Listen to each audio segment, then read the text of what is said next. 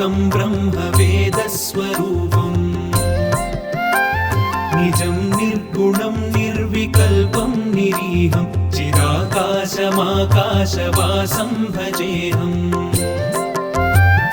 निराकारमोङ्कारमूलं तुरीयं गिराज्ञानगोतीतमीशं गिरीशम् कराळं महाकालकालं कृपाणुं गुणागारसंसारसारं नतोऽहम्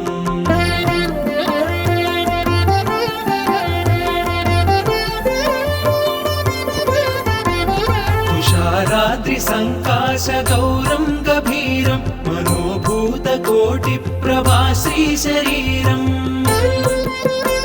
स्फुरन्मौलिकल्लोलिनी चारुगङ्गा रसत्पालबालेन्दुकण्ठे भुजङ्गा चलत्कुण्डलं भ्रूसुनेत्रं विशालं प्रसन्नाननं नीलकण्ठं दयाळुम् मृगाधीशचर्माम्बरं रुण्डमालं प्रियं शङ्करं सर्वनाथं भजामि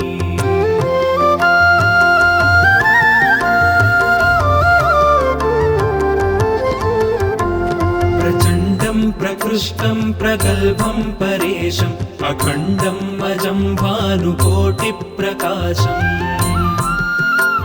त्रयशूलनिर्मूलनं शूलपाणिं भजेऽहं भवानीपतिं भावगम्यम्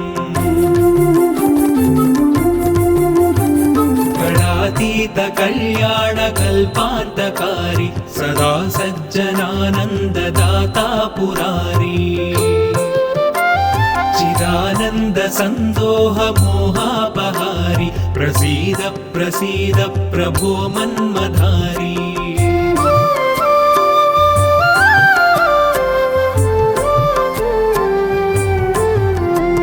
न यावत् पुमानाधपादारविन्दं भजन्तीह लोके परे वानराणाम् न तावत् सुखं शान्तिसन्तापनाशं प्रसीद प्रभो सर्वभूताधिवासम्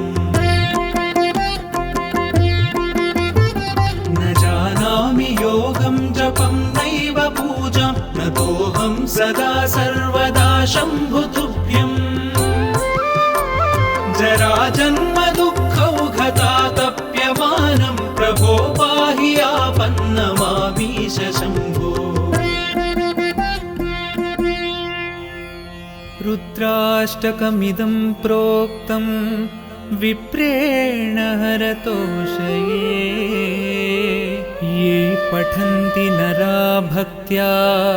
तेषां शम्भुः प्रसीदति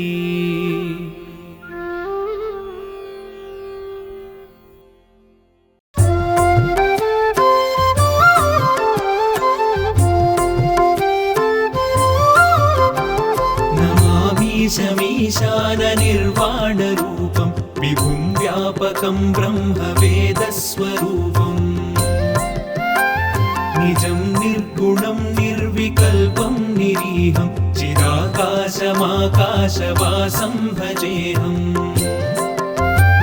निराकारमोङ्कारमूलं तुरीयं गिराज्ञानगोतीतमीशं गिरीशम्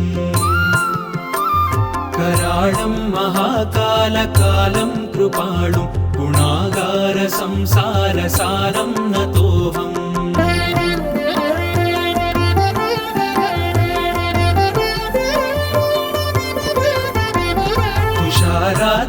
तुषाराद्रिसङ्काशगौरं गभीरं मनोभूतकोटिप्रभाश्रीशरीरम्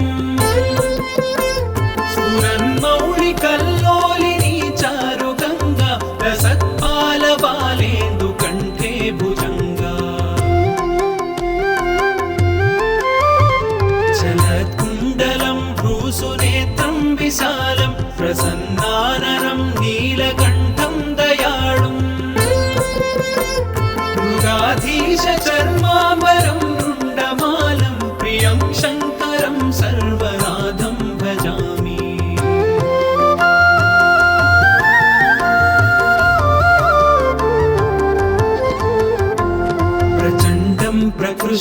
प्रगल्भं परेशम् अखण्डम् अजं भानुकोटिप्रकाशम् त्रयशूलनिर्मूलनं शूलपाणिं भजेऽहं भवानीपतिं भावगम्यम् गणातीतकल्याणकल्पान्तकारी सदा सज्जनानन्ददाता पुरारी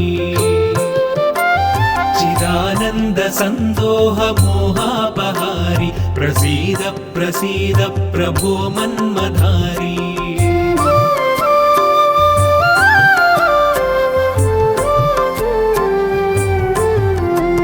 न यावत् पुमानाधपादारविन्दं भजन्तीह लोके परे वानराणाम् न तावत् सुखं शान्तिसन्तापनाशं प्रसीद प्रभो सर्वभूताधिवासम्